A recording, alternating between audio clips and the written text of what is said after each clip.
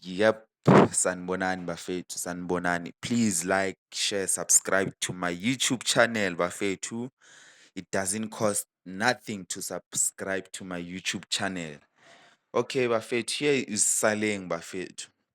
I'm very hurt bafethu, very hurt for this boy bafethu. I'm very hurt bafethu. I just checked ukuthi unangakhi uzalwe nini uSaleng. uSaleng is 1998 bafethu. We cannot let this boy talents just go to waste bafethu. If Sundowns release to Ribeiro bafethu, why can't Pirates release this guy mfethu? Cause clearly you can't pay him what he wants, bruh. Release uSaleng bafethu. Siyafuna ukumbona ku-national team bafethu. Lento kuyabamenza yona ayikho grand le. Ayikho grand. Ufuna ukumrelease sekana 30. If Sundowns release Ribeiro, as Pirates we can release uSaleng bafethu.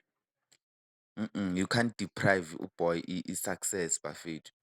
The boy wants to be a millionaire. He wants to earn.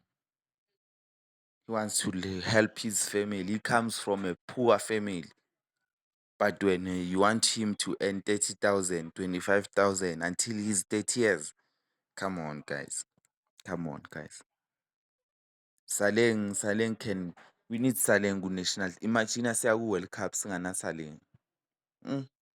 Imagine. Just imagine sihamba nabo nkotha. Hayi. We can't make this mistake. We need Saleng bafethu. Even if uyascora lapha ku-orbit, they will never call him ku-national team. Why? Mara if angadla abuyela baba good terms ne-Pirates, they will call him ku-national team. So you see what's happening kahle kahle. As fans ama-Pirates bafethu, we need to be honest. Let the boy go. Let the boy go.